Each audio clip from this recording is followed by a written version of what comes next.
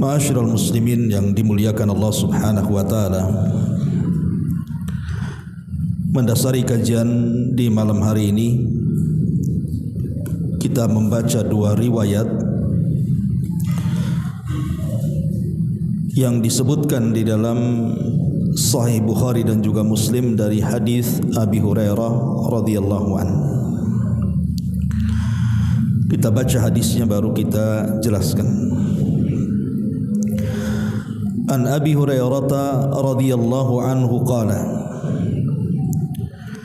qala Rasulullah sallallahu alaihi wasallam la taqumus sa'atu hatta yaqsura al-haraj.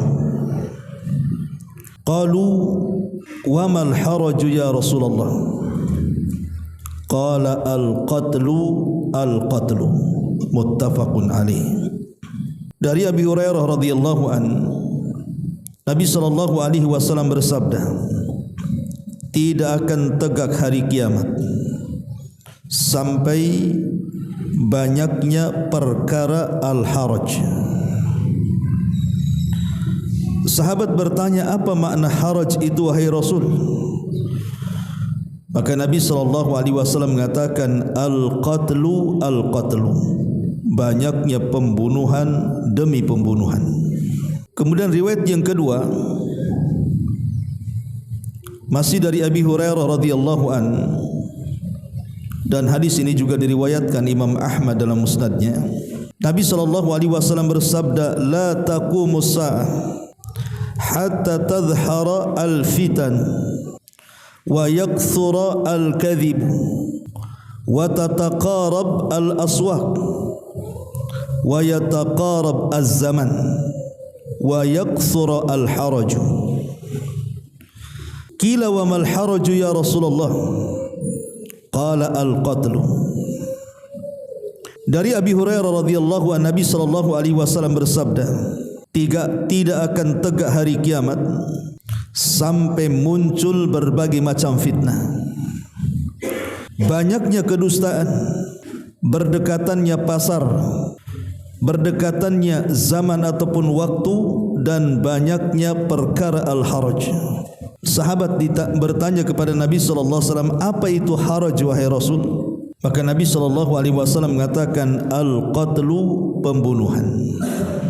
Ma'asyiral muslimin yang dimuliakan Allah Subhanahu wa taala, dari dua hadis ini kita tahu bahawa Nabi sallallahu alaihi wasallam 14 abad yang silam sudah mewahyukan sebuah perkara untuk kita, bahwa nanti di akhir zaman, kata Nabi sallallahu alaihi wasallam, akan banyak pembunuhan demi pembunuhan,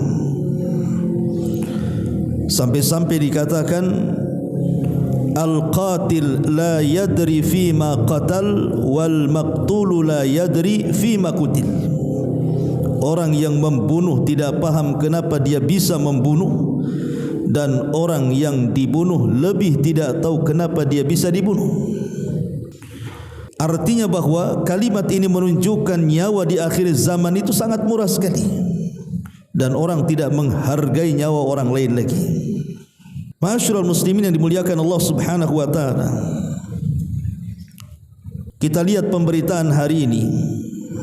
Dalam satu bulan ini saja, kalau kita mengikuti berita di YouTube, pembunuhan demi pembunuhan itu luar biasa. Saya sudah catat beberapa kasus pembunuhan. Pertama, baru saja beberapa hari yang lalu ada pembunuhan anak umur 9 tahun, seorang wanita di Bekasi. Setelah diperkosa kemudian dibunuh, kemudian dimasukkan ke dalam pompa air, dan Allah takdirkan ketemu jasadnya, kemudian diungkap pembunuhannya. Kemudian juga berita yang lain, pembunuhan yang terjadi justru di rumah sakit, yang terjadi di Bengkulu, di mana mantan suami membunuh teman pria mantan istrinya hanya gara-gara persoalan harta gono gini, dibunuh. Kemudian ada lagi hutang nyawa dibalas nyawa, dan itu sering terjadi. Kemudian kita pernah mendengar pembunuhan yang ada di Koper yang di Bandung kan, bulan-bulan kemarin. Itu kan buat heboh juga tuh. Dibunuh dalam hotel, kemudian dimasukkan di koper, kemudian dibuang di kebun. Kemudian juga di Jawa Tengah ada seorang pria membunuh pacarnya hanya gara-gara ditinggal menikah dengan orang lain. Ini cemburu buta. Coba gara-gara cinta kemudian dia bisa membunuh manusia. Yang lebih parah lagi, ada anak kandung membunuh ibu kandungnya hanya gara-gara minta sepeda motor tidak dikasih. Akhirnya dibunuh dengan skop pasir. Naudzubillah ikhwan. Dan baru-baru ini juga ada siswi SMK di Lampung itu juga sama, baru selesai ujian kemudian pulang tidak kembali, rupanya di tengah jalan diperkosa dan dibunuh. Itu di luar, kita di Batam, subhanallah. Di jembatan Barelang saja dalam bulan ini sudah 2 orang nyemplung tuh. Beritanya kan. Ya, yang baru-baru ini saya lihat berita ada orang membunuh diri tapi tidak jadi.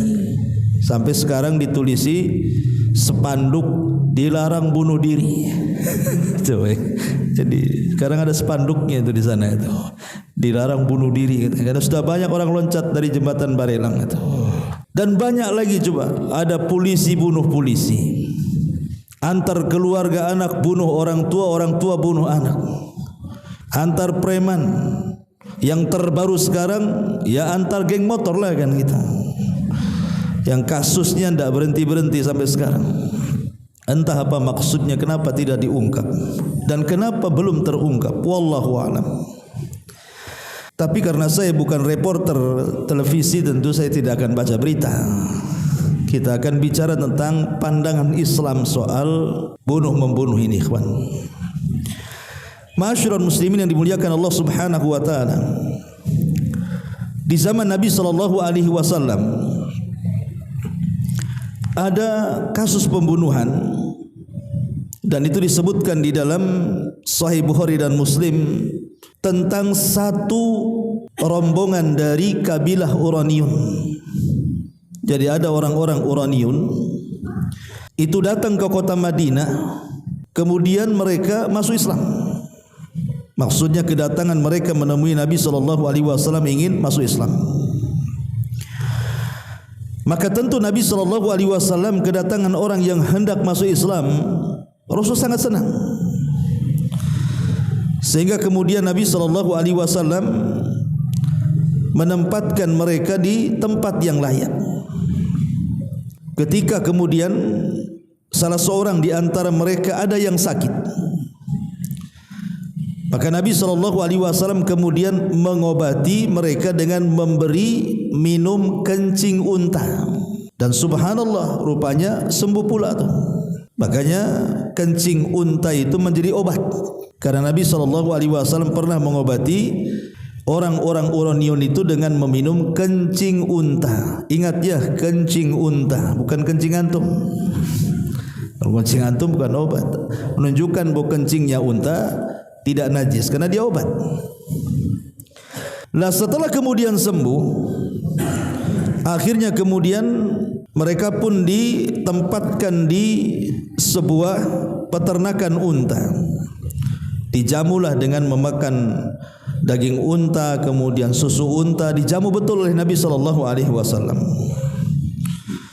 Tetapi kemudian selang beberapa waktu setelahnya mereka berubah. Tiba-tiba kemudian mereka murtad, balik lagi ke agama musyrik. Kemudian mereka membunuh penjaga peternakan unta itu, kemudian untanya dibawa lari. Kabar ini sampai kepada Nabi SAW karena melakukan 3 kriminal. Yang paling besar tentu murtad dia. Bagaimanapun tidak ada dosa yang lebih besar dibandingkan murtad menjadi kafir kan gitu. Kemudian setelah itu mencuri unta lagi, dan yang lebih parah adalah membunuh orang yang Nabi SAW letakkan di situ untuk mengurus unta dengan cara yang sadis. Akhirnya ketika Nabi SAW dengar perkara ini, maka Rasul meminta kepada para sahabat untuk mencari orang-orang Uraniun ini. Akhirnya setelah berupaya keras, para sahabat pun berhasil menangkap mereka. Namun sebelum kemudian dikisas, karena mereka sudah membunuh, berarti dalam Islam dibunuh, Nabi SAW merintahkan untuk mencongkel kedua mata mereka, kemudian memotong beberapa anggota badan mereka, kemudian membunuhnya. Kenapa Nabi SAW sekejam itu? Tidak, ini tidak kejam. Karena ketika mereka melakukan pembunuhan kepada penjaga unta sebelum dibunuh, seperti itu, dicongkel dulu matanya, kemudian ditebas tangan kakinya, baru dibunuh. Karena kisos itu harus sesuai dengan pembunuhannya dalam Islam. Kalau sebelum dibunuh umpamanya dipalu dengan besi kepalanya, dipalu dulu. Itu maksudnya. Pokoknya pembunuhannya harus persis dengan ketika dia membunuh. Itulah kisah dalam Islam. Ma'asyiral muslimin yang dimuliakan Allah Subhanahu wa taala. Lah ini terjadi di zaman Nabi SAW, tapi oleh Rasul langsung ditindak keras. Sehingga di balik kisah ini sebenarnya pelajaran besar. Karena biasanya jiwa pembunuh kalau tidak dibunuh, dia pasti membunuh lagi. Makanya jiwa itu dimatikan dengan cara dibunuh orangnya. Itulah kisos. Tapi tentu kisos dalam Islam ada aturannya. Itu pun kalau seandainya seluruh keluarga korban setuju kisos. Kalau hanya separuh setuju, separuh memaafkan, tidak jadi kisos. Maka beralih dari kisos menjadi diat namanya. Bayar diat berapa ekor unta? 100 ekor unta. Kalau seandainya nih, saya keluarga korban, 70% keluarga minta dibunuh karena dia sudah membunuh. Tapi yang 30% kasihan. Janganlah kan itu. Kasihan juga dia. Akhirnya kemudian tidak sepakat dalam keluarga. Kalau tidak ada kesepakatan, tidak boleh ada kisos. Diganti kepada hukuman yang kedua yang disebut dengan diat namanya. Diat itu membayar 100 ekor unta. Bankrupt dia. 100 ekor unta kan gitu. Banyak. Ini satu kisah. Kisah yang kedua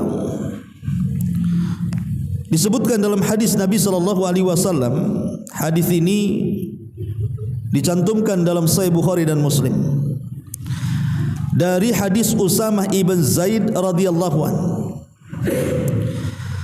Jadi Usamah ibn Zaid ini satu hari dia diutus Nabi SAW dalam pasukan yang tidak dipimpin Rasul, pasukan khusus namanya Sariyah. Ketika itu diperintah Rasul untuk menyerbu sebuah kabilah namanya Juhainah. Maka berangkatlah Usamah dan beberapa orang-orang Ansar menuju kabilah Juhainah ini. Terjadi pertempuran di situ. Tapi kemudian dimenangkan oleh para sahabat Nabi SAW sehingga musuh kemudian kocar-kacir, korat-karit, tunggang-langgang, kabur ke sana kemari. Maka sebagian para sahabat mengejar musuh, salah satunya Usamah ini, dan satu orang Ansar mengejar salah seorang musyrik. Ketika kemudian dikejar oleh dua orang ini, rupanya dia tidak bisa lari. Mungkin masuk gang buntu, mungkin bisa lari lagi mau kemana. Ketika itu yang pertama kemudian menghunus pedang adalah orang Ansar. Orang Ansar ini ketika hendak menebas dia, orang musyrik ini, tiba-tiba dia mengucapkan kalimat syahadat, asyhadu an la ilaha illallah, membaca la ilaha illallah. Maka orang Ansar ini tidak jadi membunuh, kemudian menyarungkan pedangnya kemudian pergi. Lah Usamah ibn Zaid ini tidak terima. Jangan-jangan dia mengucapkan kalimat itu hanya karena takut pedang kita saja. Didekati lagi sama Usamah. Kemudian setelah berjumpa dengan Usamah, dia membaca syahadat lagi. Asyhadu an la ilaha illallah katanya. Tapi tetap Usamah menebasnya sehingga mati. Perkara ini sampai kepada Nabi SAW. Akhirnya Nabi memanggil Usamah ibn Zaid. Usamah ibn Zaid ini cucu angkat Nabi, karena ayahnya Ayahnya itu adalah anak angkat Nabi, Zaid ibn Harithah. Ini cucunya Usama ibn Zaid, cucu angkatnya Rasul, dan Rasul sangat cinta dengan Usama. Dipanggillah Usama ini sama Nabi SAW. Kemudian Rasul mengatakan, ya Usama, aqatalta man qala la ilaha illallah. Hai Usama, kenapa kau bunuh orang yang sudah mengucap kalimat la ilaha illallah? Maka Usama mengatakan, ya Rasulullah, dia mengucapkan itu hanya tipu daya saja. Karena dia sudah tidak berdaya, dia takut sama pedangku, makanya dia mengucapkan kalimat itu. Tapi Nabi SAW mengatakan, ya Usamah, afala syaqaqta an qalbi. Sudah kau belah dadanya sehingga kau tahu isi hatinya.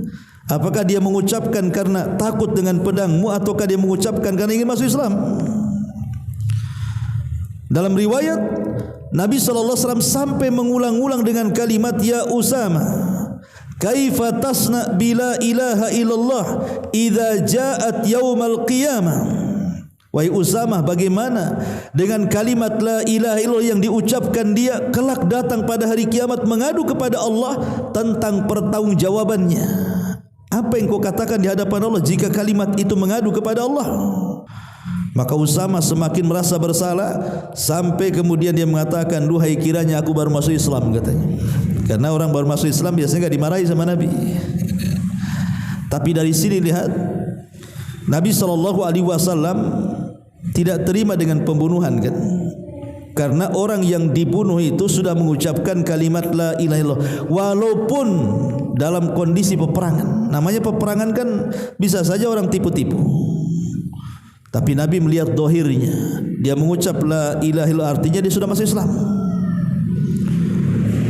Jadi Nabi SAW punya perhatian khusus kepada jiwa manusia, kan? Tidak sembarang orang main bunuh. Ma'asyiral muslimin yang dimuliakan Allah Azza wa Jalla. Kemudian kisah yang ketiga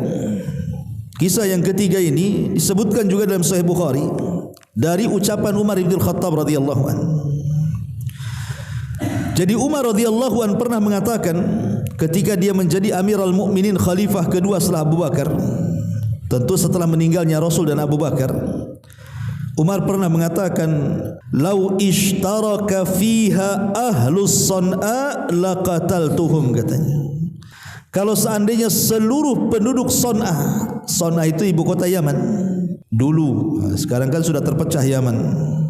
Kalau seandainya satu penduduk Son'a itu bersyirikat, berniat atau bersyirikat sekongkol untuk membunuh seseorang, maka aku akan bunuh mereka semua, katanya. Menunjukkan apa? Berserikat dalam pembunuhan, tetap kisosnya bunuh. Walaupun dia tangannya tidak membunuh, mungkin mulutnya yang ngomong bunuh, bunuh, bunuh, begitu. Geng motor kan? Kalau udah gerombolan gitu kan? Yang membunuh kan tidak semua kan? Kadang yang mukul berapa orang saja. Tapi kita ikut teriak-teriak tuh. Udah habisi saja, bunuh saja. Kita tidak bunuh secara langsung kan gitu. Tapi dalam Islam tetap, siapapun yang sekongkol dalam pembunuhan, perencanaan pembunuhan, walaupun dengan satu kalimat, maka masuk pada ancaman Umar bin Khattab, law ishtaraka fiha ahlus Son'a laqataltuhum. Kalau seandainya penduduk Son'a itu bersepakat untuk membunuh jiwaku, bunuh mereka semua. Karena ucapan Umar ini ada kasus.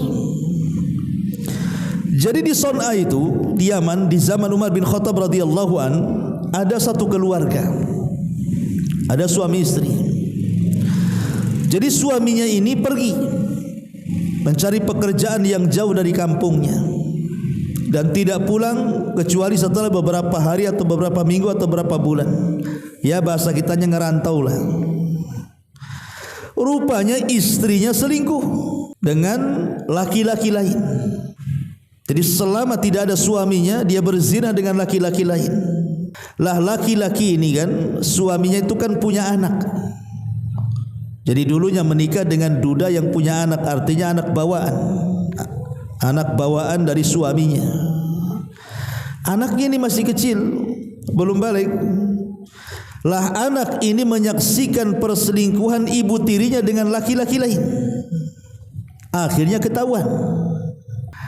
Lah tentu sang ibu itu kan takut kalau seandainya anak ini bercerita kepada bapaknya, kalau ibunya berselingkuh kan gitu dengan laki-laki lain. Akhirnya kemudian wanita ini bersekongkol dengan selingkuhannya untuk membayar 7 orang preman membunuh anak itu untuk dihilangkan saksinya. Singkat cerita, setelah kemudian deal-dealan bayar berapa, akhirnya kemudian pembunuh bayaran ini membunuh anak itu. Dan ini yang paling banyak kan kasus-kasus kalau jarang diungkap ini karena dilakukan oleh para pembunuh bayaran kan gitu. Lah setelah kemudian dibunuh, anak ini dimasukkan ke dalam sumur. Anak ini dimasukkan ke dalam sumur.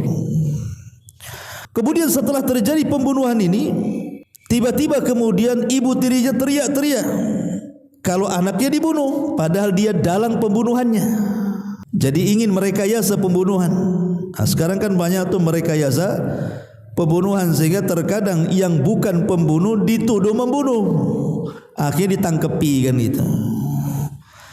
Lah ini si ibu ini merekayasa pembunuhan, berteriak-teriak bahwa anak bawaannya itu, anak dari suaminya, katanya diculik kemudian dibunuh dan jasadnya sampai sekarang tidak diketemukan katanya.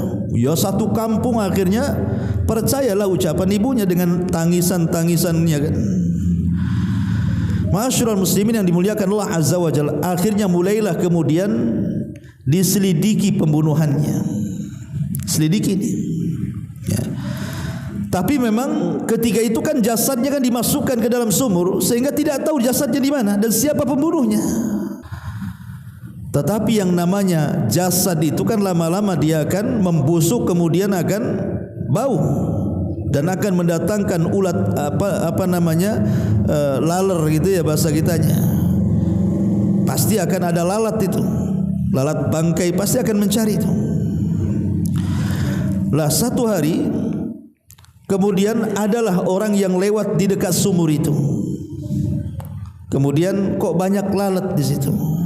Lalat yang memang biasa berkumpul di bangkai-bangkai itu. Jadi curiga dia. Akhirnya kemudian melapor ke pihak yang berwajib lah pada zaman sekarang ini untuk diselidiki. Maka datanglah kemudian orang-orang yang memang bertugas untuk menyelidiki pembunuhan itu ke sumur itu. Rupanya sebelum diintai sumur itu datang pula nih para pembunuh-pembunuh ini ya dengan otak pembunuhannya ibu daripada anak itu dan selingkuhannya, kemudian menghalang-halangi penyidikan ke penyelidikan. Nih istilah bahasa sekarang. Menghalang-halangi penyelidikan ya. Dengan mengatakan bahwa itu hanya bangkai biasa. Boleh jadi mungkin bangkai ayam kah, bangkai anjing kah, enggak tahu. Tapi tidak percaya. Akhirnya salah satu pembunuh menawarkan biar aku yang masuk katanya. Kalau memang itu jasad anak itu nanti kita ambil katanya. Masuk kemudian dia. Setelah dia masuk sumur di pembunuhnya ini, akhirnya jasad itu disembunyikan di dalam itu. Jadi ada lubang kecil di dalam sumur itu, dimasukkan ke lubang itu. Kemudian dia naik lagi. Kemudian dia bercerita tidak ada, yang ada hanya bangkai hewan dan begitu seterusnya. Tidak ada. Tapi ingat, sepandai-pandainya menyembunyikan pembunuhan, pasti akan ketahuan juga. Kan Allah yang mengatakan wala tahsabannallaha ghafilan amma ya'malu zalimun. Jangan kau sangka Allah lalai dari perbuatan orang-orang zalim itu kan. Akhirnya kemudian tidak percaya para penyelidik ini. Kemudian akhirnya turunlah ke dalam sumur itu, hampir tidak diketemukan, tapi dengan takdir Allah ketemu. Setelah ketemu diangkat, barulah kasusnya terungkap. Ya, siapa para pembunuh itu? Lah sampailah kemudian berita ini kepada Umar, yang ketika itu menjadi khalifah Amirul Mukminin radhiyallahu an. Ketika Umar mendengar kasus ini, makanya Umar mengatakan dalam asar yang dikeluarkan Bukhari ini, Umar mengatakan lawish taraka fiha ahlus San'a laqataltuhum. Kalau seandainya penduduk San'a terlibat dalam pembunuhan anak itu, ku bunuh mereka semua katanya. Masyarul muslimin yang dimuliakan Allah Subhanahu wa taala, demikianlah Nabi dan para sahabatnya mengajarkan kepada kita tentang mahalnya sebuah jiwa manusia, sampai-sampai Rasul mengatakan, "Lau anna ahlas samai wa ahlal ardi ishtaraku fi damin la akabbahumullahu finnar," kata Rasul. Kalau seandainya seluruh penduduk langit, siapa penduduk langit? Malaikat. Dan penduduk bumi, siapa penduduk bumi? Ya kita dengan jin lah. Andai kata Rasul, seluruh penduduk langit dan bersatu dengan penduduk bumi membunuh satu jiwa, maka Allah akan masukkan semuanya ke neraka, kata Nabi. Kalau bersepakat nih penduduk langit dan bumi menumpahkan satu jiwa saja membunuh, maka cukup Allah masukkan semuanya ke dalam neraka. Saking dahsyatnya dosa pembunuhan itu. Masyarul muslimin yang dimuliakan Allah Azza wa Jalla, baik kita kembangkan hukum pembunuhan dan bahayanya. Saking bahaya pembunuhan ini, ikhwan, Allah Subhanahu wa taala sebut satu nafas dengan bahaya syirik. Dan itu disebutkan di dalam Al-Qur'an surah Al-Furqan ayat 68. Allah Subhanahu wa taala berfirman, "Walladzina la yad'una ma'allahi ilahan akhar wa la yaqtuluna an-nafsa allati harramallahu illa bihaq." Dan orang-orang yang mereka tidak menyeru bersama Allah Tuhan yang lainnya, dan tidak pula membunuh jiwa yang diharamkan Allah kecuali dengan kebenaran. Lihat di sini Allah Subhanahu wa taala iringkan dosa membunuh dengan dosa syirik. Dan dosa syirik itu tahulah tidak akan diampuni. Bahkan ada hadis Nabi SAW juga bahwa dosa orang-orang yang membunuh itu diancam tidak akan diampuni juga. Kata Nabi SAW, "Kullu dzambin asallah an yaghfirahu illa ar-rajulu yamutu kafiran aw rajulu yaqtulu mu'minan muta'ammida." Kata Nabi SAW, semua dosa semoga Allah mengampuni dosa-dosa itu kecuali dua. Pertama, orang yang mati kafir, dan yang kedua, orang yang membunuh seorang mukmin secara sengaja. Makanya Allah Subhanahu wa taala menguatkan di dalam Al-Qur'an, "Wa man qatala mu'minan muta'ammidan fajazaohu jahannam khalidan fiha wa ghadiballahu alaihi wa la'anahu wa a'adda lahu adzaban alima." Siapa yang membunuh jiwa seorang mukmin secara sengaja, maka Allah akan masukkan ke dalam jahanam, dia kekal di dalamnya. Dia akan mendapatkan murka Allah, mendapatkan laknat Allah, dan bagi mereka azab yang pedih sudah disiapkan. Di sini ada kalimat khalidan fiha, mereka akan dikekalkan. Para ulama mengatakan bahwa apakah kekekalan para pembunuh sama dengan kekekalan orang-orang yang mereka mati di atas kekufuran dan kesyirikan? Tidak, karena kekal itu ada dua macam. Ada kekal seumur hidup, artinya tidak akan pernah keluar dari neraka, dan itulah nerakanya orang-orang kafir dan musyrik. Tapi maksud yang kedua, ada kekal itu maksudnya saking lamanya di neraka. Nanti keluar juga, tapi saking lamanya di neraka sehingga Al-Quran membahasakan kekal di dalamnya. Jadi para pembunuh itu tidak akan kekal selamanya, tidak, tapi akan dilamakan di nerakanya, gitu maksudnya. Nauzubillah ikhwan. Satu celupan di neraka saja hancur memori kita. Rasanya kita tidak pernah hidup senang. Apalagi dilamakan di neraka, kan kayak apa tuh? Masyarul muslimin yang dimuliakan Allah Subhanahu wa taala. Jadi besarnya dosa membunuh itu sampai disebut satu nafas dengan dosa syirik. Bahkan ketika Nabi SAW sedang tawaf di Ka'bah, apa kata Nabi SAW sambil memandang Ka'bah? Kata Nabi SAW, "Alangkah indahnya engkau, ma'at yabuki wa'at yaburihuki ma'a'zamuki wa'a'zamu hurmatuki." Duhai Ka'bah, alangkah indahnya dirimu, dan alangkah indahnya baumu, dan alangkah agungnya dirimu, dan alangkah agungnya kehormatanmu. Kemudian Rasul mengatakan, "Walladzi nafsi Muhammadin biyadi la hurmatul mu'min a'zam indallah hurmatan minki." Tetapi demi zat yang jiwaku berada di tangannya, kata Rasul, kehormatan jiwa seorang mukmin jauh lebih mulia dibandingkan kamu. Jadi kalau seandainya hari ini ada orang yang bawa cangkul, bawa palu, kemudian memahat Ka'bah itu, merobohkan satu bata demi satu bata sampai rata dengan tanah Ka'bah itu lebih ringan dosanya dibandingkan seseorang itu menumpahkan darah seorang mukmin. Bayangkan coba, kalau seandainya adalah orang menghancurkan Ka'bah itu, dan nanti di akhir zaman memang Ka'bah akan dihancurkan oleh seorang laki-laki yang bernama Dzu Suwaiqataini. Ada orang namanya Dzu Suwaiqataini, jalannya egang karena betisnya berjauhan. Dia dari Habasyah, kampungnya Abraha, datang membawa pasukan ke Ka'bah, kemudian menghancurkan Ka'bah sehancur-hancurnya, kemudian menggali pembendaharaannya.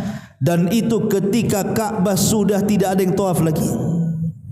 Artinya di masa setelah Isa bin Maryam, karena Isa kan sempat haji dan umrah, kemudian meninggal setelahnya, dan mulailah manusia sudah tidak berkunjung ke Ka'bah lagi.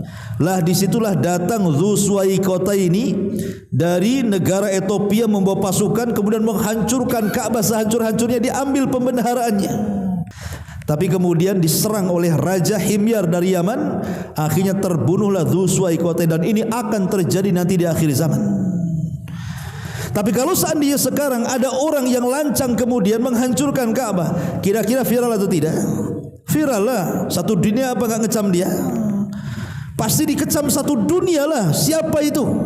Tidak mungkin, tidak ada satupun muslim kecuali pasti mendoakan buruh dia, pasti akan mencela dia, menghina dia, mengutuk dia, kan begitu.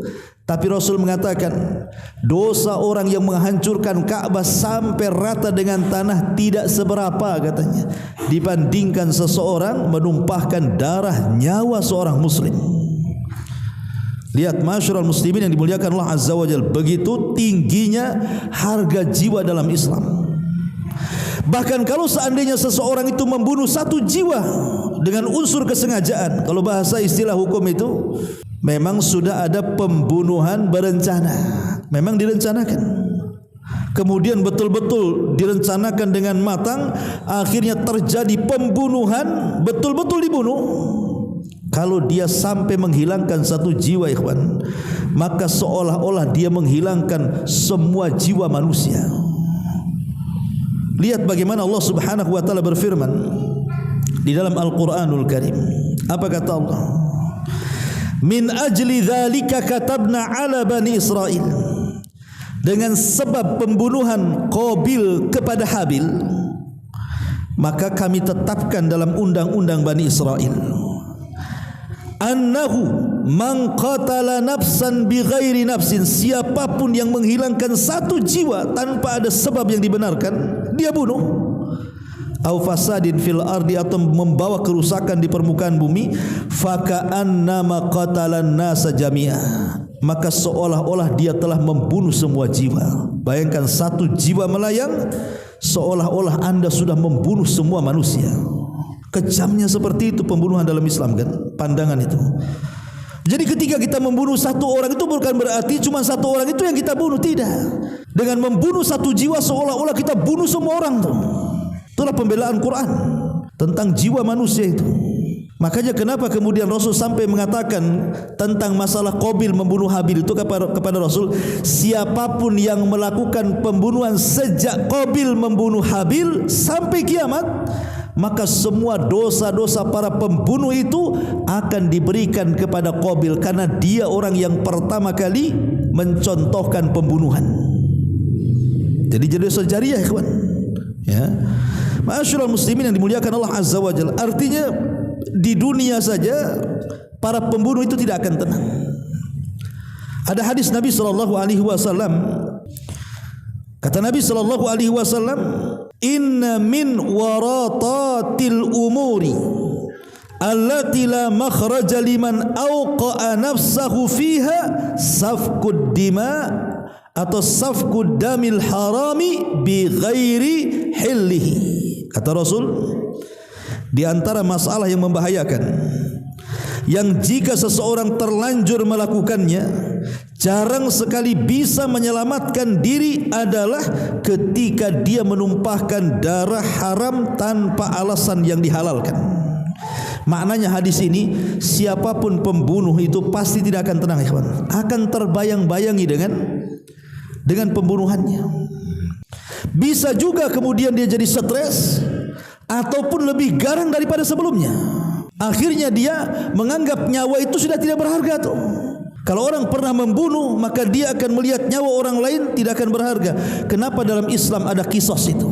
Atau boleh sebaliknya, hidupnya tidak akan tenang karena akan dibayang-bayangi dengan pembunuhannya. Kita lihat coba. Saya itu punya kawan seorang polisi. Dia menggerebek, ya namanya wajar polisi gerebek narkoba dan begitu seterusnya. Terjadi tembak menembak, matilah satu orang tuh. Betul-betul dia yang bunuh. Ya memang sudah SOP kepolisian kan begitu ya. Tapi dia teringat dengan pembunuhannya itu. Padahal sebenarnya memang sudah SOP mereka, sudah aturan, enggak mungkin asal tembak kan begitu. Dan saya berhusnuzon dia polisi yang jujur. Tapi dia teringat terus, merasa bersalah gitu ya. Masyaallah muslimin yang dimuliakan Allah Azza wa Jalla, itu terjadi seperti itu. Makanya Nabi SAW sampai mengatakan lan yazalal mu'min fi fushati min dini ma lam yusib daman harama. Seseorang tetap diberi keleluasaan dalam urusan agama selama dia tidak menumpahkan darah secara haram. Ini di dunia saja tidak akan tenang orang-orang itu. Kita lihat bagaimana di akhirat. Abdullah ibn Abbas radhiyallahu anhu pernah ditanya tentang dosa pembunuhan. Apa kata Abdullah ibn Abbas radhiyallahu anhu? Dia mengatakan, yaji'ul maqtul muta'alliqan bil qatil yaumal qiyamah wa audajuhu tashubu daman baina yadayillah fayaqulu ya rab sal hadha fima qatalani hatta yudnihi minal arsy. Kata Abdullah ibn Abbas radhiyallahu an, nanti orang-orang yang dibunuh itu mereka akan datang kepada Allah tanpa kepala. Walaupun di dunia dibunuh dengan cara diracun, dibunuh di dunia dengan cara ditusuk, dibunuh di dunia gara-gara mungkin diceki, diparang, dibacok atau apa loh, kepalanya masih ada utuh. Tapi di akhirat para orang-orang yang jadi korban atau orang-orang yang dibunuh di dunia semua berjalan tanpa kepala, dengan darahnya yang bercucuran tuh. Kepalanya di mana? Kepalanya dipegang tangan kanannya semuanya. Kemudian tangan kirinya menggeret orang-orang yang membunuhnya. Kemudian menghadap Allah sampai mendekati arasy-Nya. Kemudian mereka mengatakan, ya Rabb sal hadza lima qatalani. Ya Rabb, tanya orang ini sekarang, kenapa dia sampai membunuhku? Tanya sekarang. Jadi diseret orang ini, dihadapkan ke hadapan Allah. Ingat, di hadapan Allah pengadilan yang seadil-adilnya. Di dunia banyak kantor pengadilan, tapi keluar tidak dapat keadilan. Tapi di akhirat semua akan mendapatkan keadilan seadil-adilnya. Allah langsung yang mengadili. Nanti Allah akan bertanya alasannya. Kalau alasannya benar dia membunuh, justru yang membunuh dimasukkan ke dalam surga, kemudian yang dibunuh dimasukkan ke neraka. Seperti orang-orang yang mati syahid, yang membunuh, umpamanya saya membunuh orang di peperangan, kemudian dia mengadu kepada Allah. Orang kafir yang dibunuh dalam peperangan mengadu kepada Allah, tanya orang ini, kenapa dia membunuhku? Orang ini mengatakan, ya Rabb, aku membunuh karena meninggikan kalimat-kalimatmu. Shadaqta, kau benar katanya. Justru yang jadi korban masuk neraka orang kafir ya. Tapi ada orang-orang yang mereka memang dizalimi di dunia, dia tidak salah apa-apa, kenapa saya dibunuh? Maka dia akan mengadu kepada Allah Subhanahu wa taala, ya Rabb, tanya orang ini kenapa dia sampai membunuhku. Coba bayangkan orang-orang yang kemudian berzina, kemudian hamil, kemudian membunuh anaknya, kan itu banyak tuh terjadi, terutama di kota Batam ini paling banyak tuh orang-orang yang buang-buang anak tuh karena takut malu, karena itu anak di luar pernikahan. Banyak sekali kejadiannya kan, ada bayi dilempar di tong sampah, ada bayi ditaruh di kardus, ada bayi taruh di karung, ada bayi kemudian taruh di solokan. La ilaha illallah. Macam-macam peristiwa orang buang bayi ini. Allah mengatakan dalam Al-Quran, wal mau'udatu su'ilat bi ayyi dzambin qutilat. Dalam surah Al-Mursal Allah mengatakan bayi-bayi itu juga akan datang kepada Allah dan mengatakan, ya Rabb, tanya orang tuaku kenapa dia membunuhku, katanya. Ma'asyiral muslimin, Anda boleh lepas dari hukuman dunia, karena biasanya banyak orang-orang yang merekayasa pembunuhan kan, akhirnya yang membunuh dibebaskan, yang tidak membunuh pula dijebloskan. Anda bisa bebas di dunia, tapi di akhirat tidak ada kebebasan, karena semua ada catatan dan pertanggungjawabannya. Bahkan nanti pada hari kiamat ketika kemudian mereka dikumpulkan di kontor, anggaplah yang membunuh ini dia banyak amalan-amalannya, tetapi bagaimanapun dosa membunuh ini bagian daripada dosa kezaliman, maka dia akan datang menghadap Allah dengan sebangkrut-bangkrutnya pahala. Karena nanti orang-orang yang selain dikisos nanti pada hari kiamat, dia pun akan menuntut orang-orang yang pernah dibunuh itu di hadapan Allah, ya Rabb, orang ini sudah membunuhku, maka kemarikan pahalamu. Maka kemudian pahala-pahalanya akan diberikan kepada orang yang dibunuhnya, sampai ketika tidak ada pahala lagi, sementara dia pernah membunuh orang lain lagi, maka dosa orang-orang yang dibunuhnya akan dibebankan kepada yang membunuhnya. Itu yang disebut dengan hadis muflis namanya, hadis orang yang bangkrut itu. Cukup sampai di sini? Tidak, karena ada ancaman yang lebih besar daripada itu. Perhatikan sebuah hadis Nabi SAW. Hadis ini dikeluarkan oleh Al-Imam Al-Bukhari dan disahihkan oleh, atau hadis ini disebutkan oleh Syekh Nasiruddin Albani rahimahullahu taala dan disahihkannya dalam kitab Silsilah As-Sahihah. Kata Nabi SAW, ya kharuju unuq minan nar yatakallam, akan keluar lehernya neraka kemudian bicara, menunjukkan bahwa neraka itu punya leher, akan keluar lehernya itu neraka itu. Kemudian tiba-tiba bicara, artinya neraka punya lisan, dia punya leher, dia punya lisan. Kemudian neraka akan mengatakan, wukiltul yaum bi thalathatin, aku dikuasakan Allah Subhanahu wa taala untuk memakan dan menerkam 3 manusia, katanya. Dari kiamat tuh neraka akan bicara seperti itu, aku disuruh oleh Allah untuk menerkam 3 manusia ini. Kemudian yang pertama, bikulli jabbarin, setiap orang yang sombong. Yang kedua, wabiman ja'ala ma'allah ilahan akhar, dan kepada orang yang melakukan kesyirikan menyembah kepada selain Allah. Dan yang ketiga, wabiman qatala nafsan bighairi nafsin, dan kepada orang yang membunuh tanpa ada hak yang dibenarkan, akan jadi sasaran santapan neraka tuh. Makanya bukan main-main soal bunuh-membunuh ini, berpikir dulu. Cuman masalahnya, sekali lagi, apa yang disabdakan Rasul 14 abad yang silam itu memang menjadi sebuah kenyataan ketika banyaknya haraj pembunuhan, baik yang sifatnya bunuh diri ataupun membunuh orang. Lalu apa penyebabnya kan gitu? Mesti kan ada faktor-faktornya kenapa orang itu bisa membunuh. Tentu faktornya sangat banyak sekali. Saya akan sebutkan walaupun tidak semuanya secara ringkas. Yang pertama, karena lemahnya agama. Orang kalau kuat agamanya, dia akan terpikir membunuh itu. Dia sudah tahu dosanya, apa akibatnya kan? Pasti minimalnya agama itu yang akan mengeremnya. Tapi kebanyakan kasus-kasus pembunuhan itu kan dilakukan orang-orang awam, dilakukan ya orang-orang jahat, dilakukan para preman, geng-geng dan sebagainya kan. Rata-rata mereka jauh dari agama, sehingga terjadilah pembunuhan. Karena orang-orang seperti ini mudah digoda setan. Kemudian yang kedua, terkadang karena hasad. Hasad inilah yang menjadikan pembunuhan. Kenapa Qabil membunuh Habil? Itu karena hasad. Karena hasadnya si Qabil kepada Habil itulah yang akhirnya kemudian Qabil melakukan pembunuhan. Maka penyakit hasad ini selalu kita berlindung kepada Allah, min syarri hasidin idza hasad. Ya. Kemudian juga yang ketiga, syiddatul ghadab. Terkadang orang yang tidak bisa menahan emosi, marah kan gitu. Makanya kenapa kalau orang marah itu kata Nabi SAW disuruh ta'awudz dari syaitan.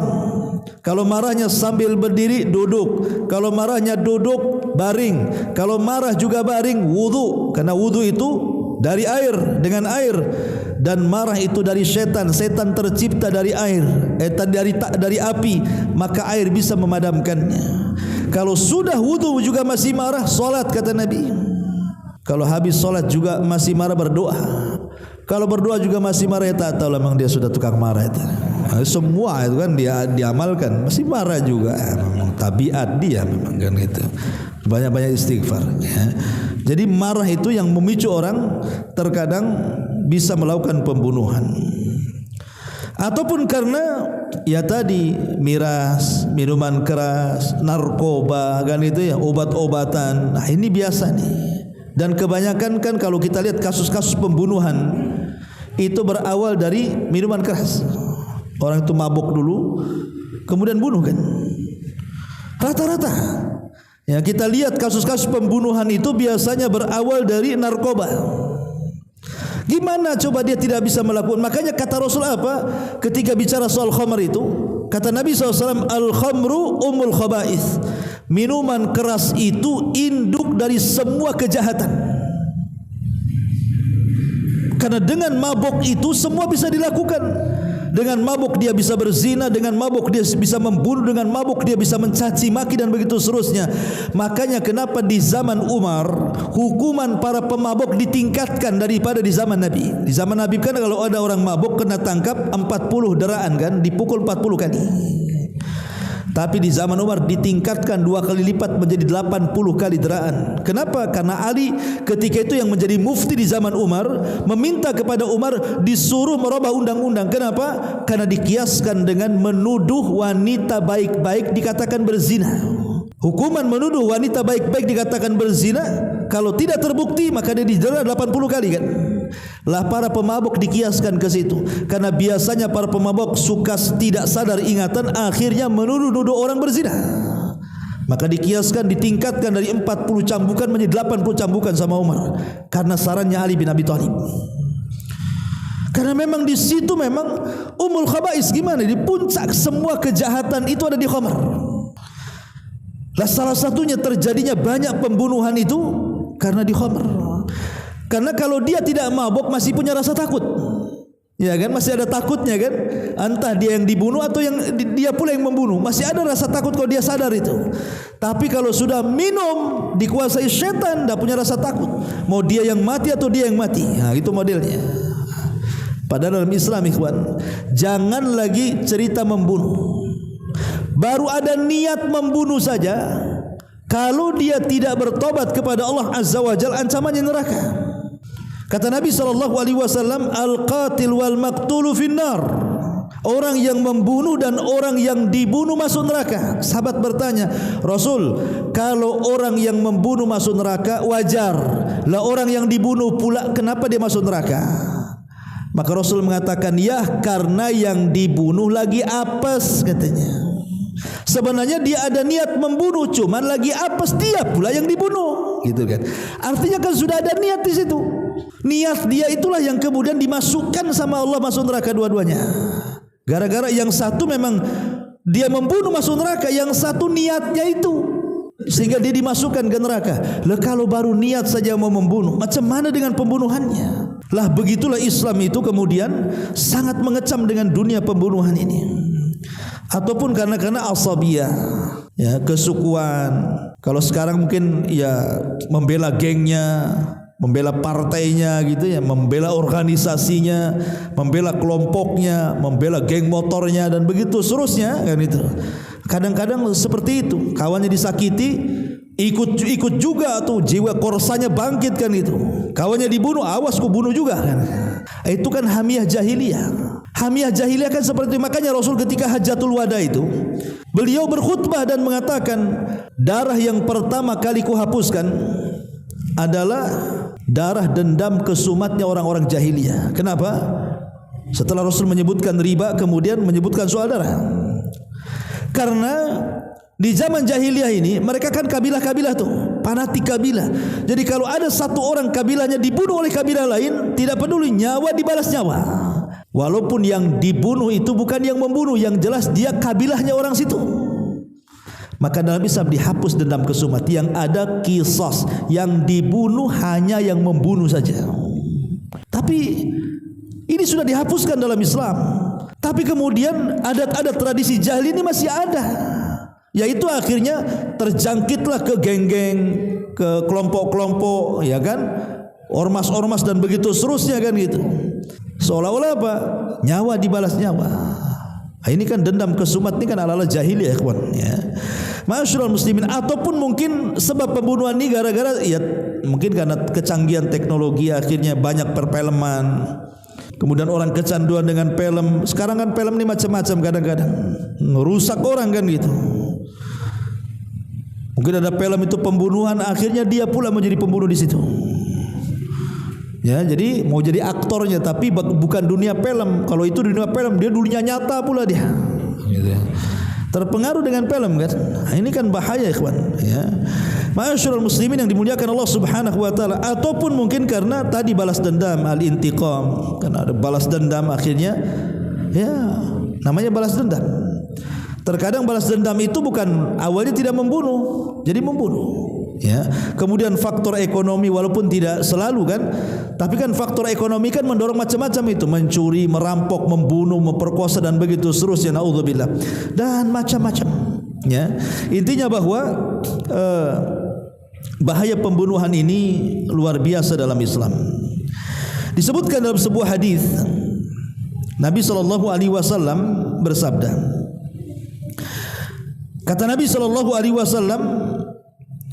man qatala nafsahu bihadidatin fahadidatuhu fi yadihi yatawajjah biha fi batnihi fi nari jahannam khalidan mukhalladan fiha abada wa man qatala nafsahu bisammin fasammuhu fi yadihi yatahassahu fi nari jahannam khalidan mukhalladan fiha abada wa man taradda min jabalin faqatala nafsahu fahuwa yataradda fi nari jahannam khalidan mukhalladan fiha abada.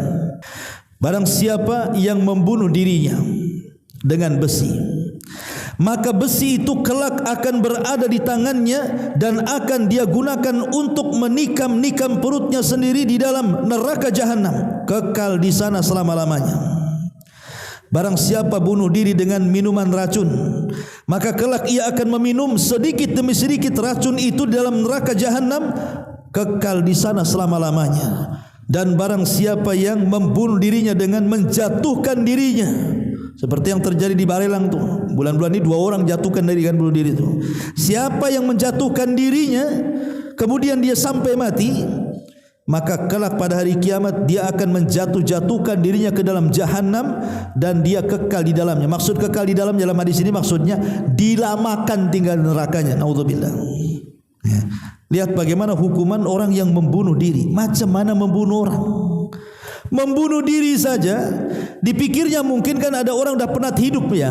Capek kali, letih, penat hidup itu. Akhirnya apa? Akhirnya mengakhiri jiwanya, disangkanya dengan mengakhiri mungkin mendapatkan ketenangan. Dia salah ya.